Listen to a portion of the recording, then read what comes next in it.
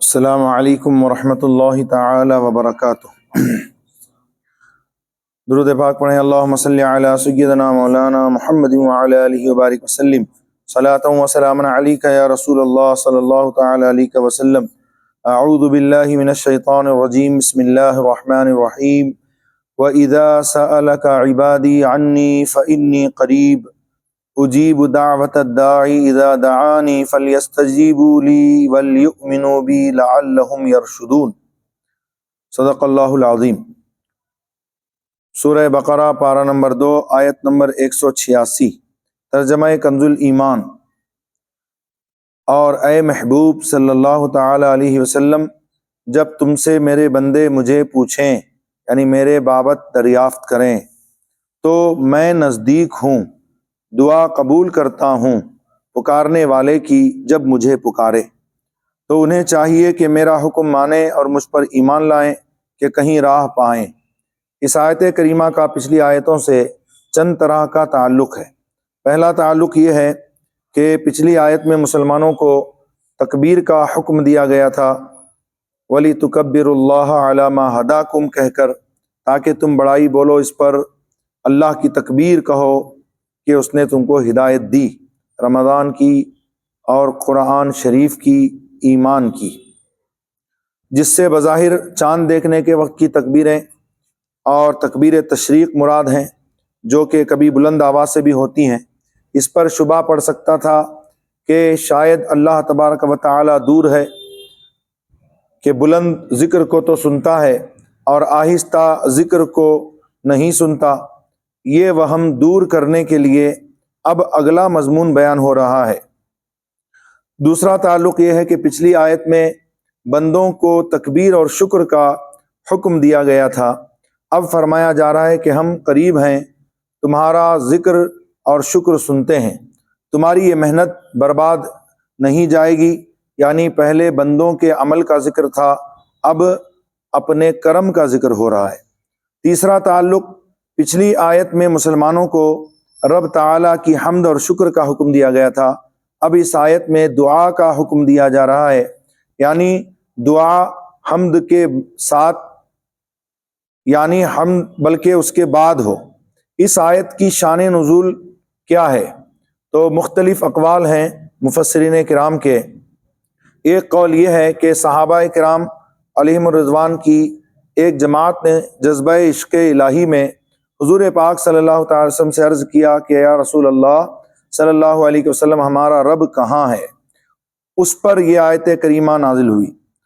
اور دوسری تفسیر یہ ہے، شان نزول یہ ہے کہ ایک اعرابی نے حضور پاک صلی اللہ علیہ وسلم سے دریافت کیا کہ ہمارا رب دور ہے کہ ہم اسے پکاریں یا نزدیک ہے کہ ہم اس سے مناجات کریں، یعنی آہستہ آہستہ دعا کریں؟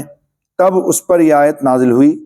یہ در منصور اور کبیر، تفسیر کبیر میں منقول ہے۔ اور تیسری شان نزول یہ بیان کی گئی ہے کہ ایک غزوے میں صحابہ کرام نعرہ لگاتے تھے، حضور پاک صلی اللہ تعالی وسلم نے فرمایا بہرے یا غائب کو نہیں پکارتے، تم تو سمیع و قریب کو پکارتے ہو، یعنی بلند آواز سے نعرہ مت لگاؤ۔ اس کی تصدیق میں یہ آیت نازل ہوئی۔ یہ واقعہ غزوہ خیبر کا تھا۔ حضور پاک صلی اللہ تعالی وسلم کی منشا یہ تھی کہ ہم آہستہ سے جائیں کہ دشمنوں کو خبر نہ ہو اور بغیر خون خرابہ کے ملک فتح ہو جائے۔ صحابہ کرام نے نعرہ لگایا تو حضور پاک صلی اللہ علیہ وسلم نے ان کو منع فرمایا، اور یہ اس وقت کے لحاظ سے تھا تاکہ ان کو خبر نہ ہو، ورنہ ذکر بالجہر منع نہیں ہے، یعنی اگر بلند آواز سے ذکر کرتا ہے کوئی تو ذکر کرنا جائز ہے، اور قرآن پاک سے بھی ثابت ہے کہ اللہ تبارک و تعالی کا ذکر چاہے بلند آواز سے کرو چاہے آہستہ آواز سے۔ حضرت عطا نے فرمایا کہ صحابہ کرام نے پوچھا کہ ہم رب سے کس وقت دعا کریں؟ تب یہ آیت اتری، وَإِذَا سَأَلَكَ عِبَادِي۔ عباد یہ اس سے مراد مرحوم بندے ہیں، وہ نہیں جو انتقال کر گئے، بلکہ وہ جن پر اللہ تبارک و تعالیٰ کی رحمت ہے۔ یعنی کیونکہ بندے کو رب تعالیٰ کا اپنی طرف نسبت دینا اکثر علامت رحمت ہوتی ہے۔ اس جگہ یا تو رب کی ذات سے سوال مراد ہے یا اس کے صفات افعال سے۔ انی یعنی اے محبوب جب تم سے میرے بندے مجھے پوچھیں، میرے بارے میں پوچھیں، تو انی میں تینوں احتمال ہیں، مگر جواب میں صفت کو مقرر کیا، یعنی اے نبی صلی اللہ تعالی علیہ وسلم لوگ آپ سے میرے بارے میں پوچھتے ہیں، آپ ان سے فرما دو فإنی قریب، قریب بنا ہے قرب سے، اس کا معنی ہوتا ہے نزدیکی کے، اور یہ مقابل ہے بعد کا یعنی دوری کا۔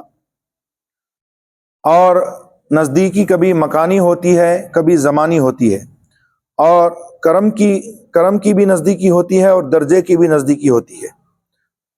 یہاں مراد کیا ہے؟ جو اللہ تبارک و تعالی نے فرمایا کہ میں قریب ہوں، تو اللہ تبارک و تعالی کی ذات تو زمان و مکان سے پاک ہے، تو پھر یہاں قریب ہونے کے کیا معنی ہیں؟ تو فرماتے ہیں یہاں قریب ہونے سے مراد جو ہے یا تو اس کا علم و قدرت، یا پھر اس کی رحمت کی نزدیکی مراد ہے، نہ کہ زمانی مکانی، کیونکہ رب تبارک و تعالی جگہ اور وقت سے پاک ہے۔ نیز قرب مکانی سب بندوں سے نہیں ہو سکتا، کیونکہ کچھ بندے اس کے اللہ تبارک و تعالی کے فرشتے وہ عرش کے نیچے ہیں، اور کچھ بندے تحت الثری میں ہیں، کچھ مشرق میں رہتے ہیں، کچھ مغرب میں رہتے ہیں۔ تو یہاں نزدیکی سے مراد مکانی نزدیکی نہیں ہو سکتی، بلکہ یہاں مراد ہے اللہ کی رحمت کا قریب ہونا۔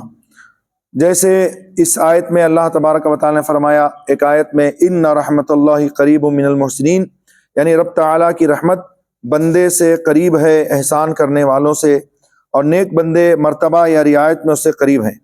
ان کے لیے فرمایا گیا اولئک المقربون، وہ سب کے سب مقرب ہیں، قریب ہیں، یعنی اس کے رحمت سے نزدیک تر ہیں۔ جیسے فرمایا وَنَحْنُ أَقْرَبُ إِلَيْهِ مِنْ حَبْلِ الْوَرِيدِ، ہم اس کی شہ رگ سے زیادہ قریب ہیں۔ اور یہاں بھی جو ہے مراد ہے اللہ تبارک و تعالی کی رحمت۔ مسلمان جو کہتے ہیں کہ اللہ ہر جگہ ہے، اس کا مطلب یہی ہے کہ اللہ تعالیٰ کی رحمت، اس کی سلطنت، اس کا علم اور قدرت وغیرہ ہر جگہ ہے۔ غرض یہ کہ ربوبیت، علم و قدرت کا قرب ہر مومن و کافر سے ہے۔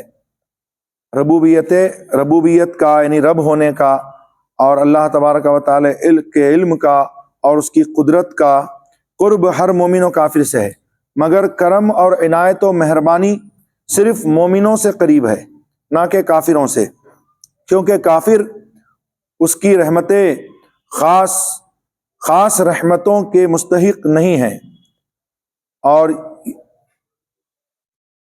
قرب خصوصی جو خاص لوگوں سے خاص وقتوں میں ہوتا ہے۔ یوں تو اس کے قرب کے اوقات بہت ہیں، مگر 3 اوقات بہت اہم ہیں کہ اس وقت بندہ اللہ تبارک و تعالی کے زیادہ قریب ہوتا ہے۔ پہلا قرب جو ہے وہ سجدے کے وقت میں، کہ حدیث پاک میں حضور پاک صلی اللہ علیہ وسلم نے فرمایا بندہ جب سجدے میں ہوتا ہے تو اپنے رب کے زیادہ قریب ہوتا ہے، یعنی اس کی رحمت کے زیادہ قریب ہوتا ہے، یا اس کی رحمت اس کے قریب ہو جاتی ہے بہت زیادہ۔ اور خاص کر تہجد کے سجدوں میں، کہ اس وقت جو ہے اللہ تبارک و تعالی کا اسے اس قدر قرب ہو جاتا ہے کہ اللہ تبارک و تعالی اس کی زبان اور کان بن جاتا ہے، یعنی اس سے خدائی کام سرزد ہونے لگتے ہیں، جیسے سورج کی کرنوں سے آئینہ جگمگانے لگتا ہے، اور جیسے پانی آگ سے قرب رکھ کر کے آگ کا سا کام کرنے لگتا ہے، اس میں بھی گرمی پیدا ہو جاتی ہے۔ غرض ہے کہ بندے سے خدائی کام ظاہر ہوتے ہیں۔ تیسرے، کسی کو مقرب بندے کی صحبت سے اللہ تبارک و تعالی بہت ہی قریب ہوتا ہے، جیسا کہ حدیث قدسی میں آیا کہ اللہ تبارک و تعالی قیامت کے دن فرمائے گا کہ اے بندے تو نے میری عیادت نہ کی، اگر تو میری عیادت کرتا تو مجھے قریب پاتا۔ عرض کرے گا مولا میں تیری عیادت کیسے کرتا، تو تو بیمار ہونے سے پاک ہے۔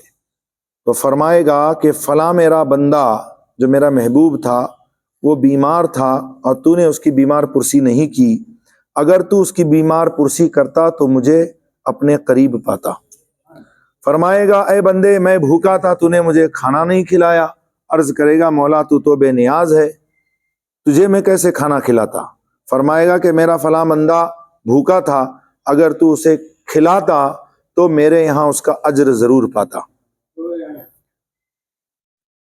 حتیٰ کہ بزرگوں کی صحبت سے تقدیریں بدل جایا کرتی ہیں۔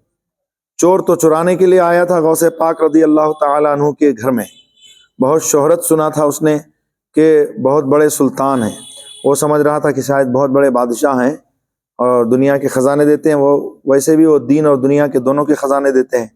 اس کے خیال میں یہ تھا کہ یہ دنیا کے بادشاہ ہیں، بہت امیر کبیر ہیں، وہاں جا کر کے دیکھ رہا ہے کہ خاک چھان رہا ہے، کچھ نہیں مل رہا، اس کو ٹٹول رہا ہے، کچھ نہیں مل رہا۔ اب سوچا کہ میں شاید غلط جگہ پہنچ گیا ہوں۔ اب بھاگنے کے لیے دروازے کے پاس آیا تو دیکھا دروازہ بند۔ اب بڑا پریشان ہوا، کونے میں بیٹھ گیا، اور اسی رات میں حضرت خضر علیہ السلام تشریف لائے۔ دروازہ کھٹکھٹایا، کہا کون؟ اندر سے غوث پاک نے فرمایا کون؟ باہر سے آواز آئی میں خضر۔ کہا دروازہ کھولا، اتنی رات کو؟ ہاں، فلاں علاقے کا ابدال انتقال کر گیا ہے۔ فرمایا صبح دیکھتے ہیں۔ تو کہتے ہیں کہ اگر صبح تک وہ علاقہ برباد ہو گیا، اللہ کا عذاب نازل ہو گیا، کیونکہ اللہ کے ولیوں کی وجہ سے عذاب رکا رہتا ہے، تو کون ذمہ دار ہوگا؟ فرمایا کہ جاؤ کونے میں ایک ابدال ہے، اس کو لے کر آؤ، کونے میں ایک ابدال ہے، اسی کو لے جائیے۔ تو وہ آئے، تشریف لائے اور اسے کہا کہ چلو۔ وہ کہتا ہے کہ میں تو کوئی ابدال نہیں ہوں، میں تو چور ہوں، ہے نا۔ فرمایا کہ چور تھا مگر عبد القادر جیلانی کی نگاہ نے تجھے ولی بنا دیا۔ غوث پاک رضی اللہ تعالی عنہ کی بارگاہ میں لے گئے، غوث پاک نے سینے سے سینہ لگایا اور اسے پل بھر میں ولی بنا دیا، اور ابدال کے مقام پر فائز کر کے آپ نے اس کو بھیج دیا۔ نگاہ ولی میں وہ تاثیر دیکھی، بدلتی ہزاروں کی تقدیر دیکھی۔ دیکھو حضور انور صلی اللہ علیہ وسلم کا قرین شیطان، کہ حضور نے فرمایا کہ ہر آدمی کے ساتھ ایک قرین ہوتا ہے جو اسے برائی پر ابھارتا رہتا ہے، جس کو حمزات کہا جاتا ہے۔ صحابہ نے عرض کیا یا رسول اللہ صلی اللہ علیہ وسلم آپ کے ساتھ بھی؟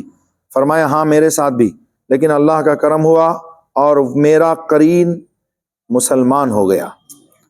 اب وہ مجھے سوائے اچھی بات کے کسی چیز کی طرف جو ہے وہ میری رہنمائی نہیں، وہ کسی بھی چیز کی طرف جو ہے وہ رہنمائی نہیں کرتا، یعنی نیک بات ہی کرتا ہے، اچھی بات ہی بتاتا ہے۔ دیکھیے کہ حضور انور کا قرین شیطان حضور کی برکت سے مسلمان ہو گیا۔ خیال رہے کہ رب کا بندے سے قریب ہونا اور ہے، رب کا بندے سے قریب ہونا اور ہے، اور بندے کا رب سے قریب ہونا اور ہے۔ بندہ جب رب کے قریب ہو جاتا ہے تو ولی اللہ اسے کہا جاتا ہے۔ اور بندے کے قرب کے دو درجے ہیں۔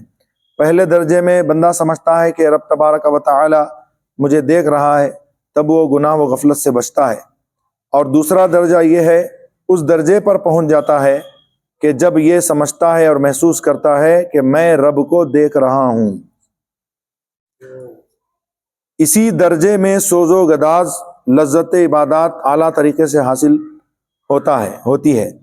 اس کی تفسیر وہ حدیث ہے کہ حضرت جبریل امی علیہ السلام بشکل انسانی تشریف لائے اور عرض کیا اخبرنی عن الاحسان، مجھے احسان کے بارے میں خبر دیجیے۔ فرمایا الاحسان ان تعبد اللہ کانک تراہ فان لم تکن تراہ فانہ یراک۔ احسان یعنی اخلاص یہ ہے کہ تو اللہ تبارک و تعالی کی اس طرح عبادت کر کہ تو اسے دیکھ رہا ہے۔ اگر یہ حالت تیرے اندر پیدا نہ ہو تو اتنا ضرور جان لے کہ وہ تجھے دیکھ رہا ہے۔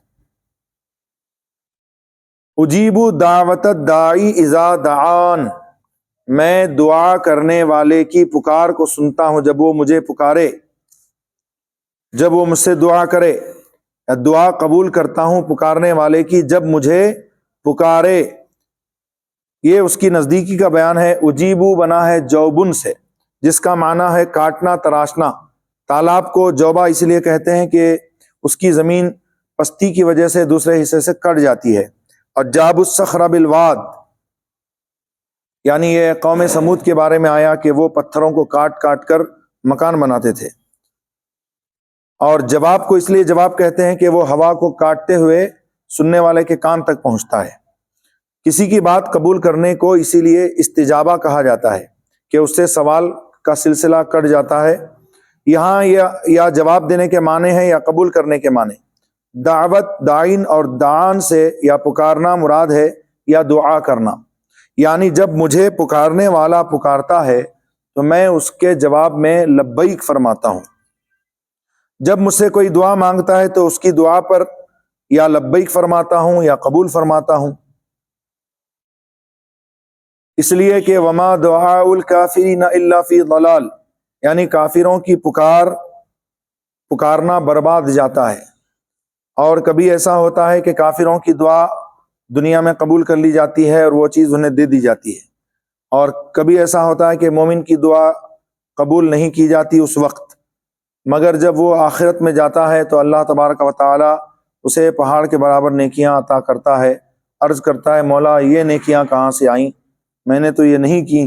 فرمائے گا کہ یہ وہ دعائیں ہیں جو تو مجھ سے دنیا میں مانگا کرتا تھا، اور میں کسی مصلحت کی وجہ سے میں نے وہ چیز تجھے دنیا میں نہیں دی، تو میں نے تیری دعاؤں کو رائے گاہ نہیں کیا، بلکہ میں نے ان دعاؤں کو تیرے لیے آخرت میں نیکی بنا کر، ثواب بنا کر کے محفوظ کر لیا۔ سبحان اللہ۔ پکار 4 قسم کی ہے: گناہگار کی پکار، اور ابرار یعنی نیک لوگوں کی پکار، دل فگار کی پکار، اور بے قرار کی پکار۔ پھر ان میں سے جو ہے وہ دل فگار اور بے قرار کی پکار بہت ہی پرتاثیر ہے، اور یہ پکار عرش کو ہلا دیتی ہے۔ اور مظلوم کی پکار کہ اللہ کے رسول صلی اللہ علیہ وسلم نے فرمایا اتقی دعوت المظلوم، مظلوم کی بد دعا سے ڈر، کیونکہ مظلوم کی دعا اور رب تبارک و تعالیٰ کے بیچ میں کوئی پردہ حائل نہیں ہوتا۔ یعنی تم کسی پر ظلم کر رہے ہو کمزور سمجھ کر کے، لیکن اس کا جو پروردگار ہے وہ سب سے زیادہ طاقتور ہے، اسی لیے کہتے ہیں مارنے والے سے بچانے والا بڑا ہے۔ تو تم مظلوم پر ظلم کرتے ہو یہ سمجھ کر کہ وہ کمزور ہے، مگر اس کی جب آہ نکلتی ہے وہ آہ کی اتنی طاقت ہوتی ہے کہ دنیا کی کوئی طاقت اس آہ کا مقابلہ نہیں کر سکتی، کہ یہ آہ سیدھے عرش پر چلی جاتی ہے، اور اس کے اور پروردگار کے درمیان میں کوئی پردہ حائل نہیں ہوتا۔ تو اس لیے حضور نے فرمایا اتقی دعوت المظلوم، اور رب تبارک و تعالی نے فرمایا امن یجیب المضطر اذا دعاہ ویکشف السوء، یعنی کون ہے جو بے قرار دل کی پکار سنتا ہے اور اس سے اس کی بے قراری کو دور کر دیتا ہے، اس سے تکلیف کو ہٹا دیتا ہے۔ وہ اللہ رب العزت ہے جو مظلوم کی، بے قرار کی، دل فگار کی پکار کو سنتا ہے۔ جب ریڈیو، ٹیلی ویژن اور موبائل وغیرہ کے ذریعے سے تمام دنیا میں آواز پہنچ سکتی ہے تو کیا بے چین دل کی آواز اللہ رب العزت تک نہیں پہنچتی؟ یقیناً پہنچتی ہے، اور عرش تک پہنچ سکتی ہے۔ اگر خود میں بے قراری نہیں ہے تو کسی بے قرار کا دامن پکڑ لو۔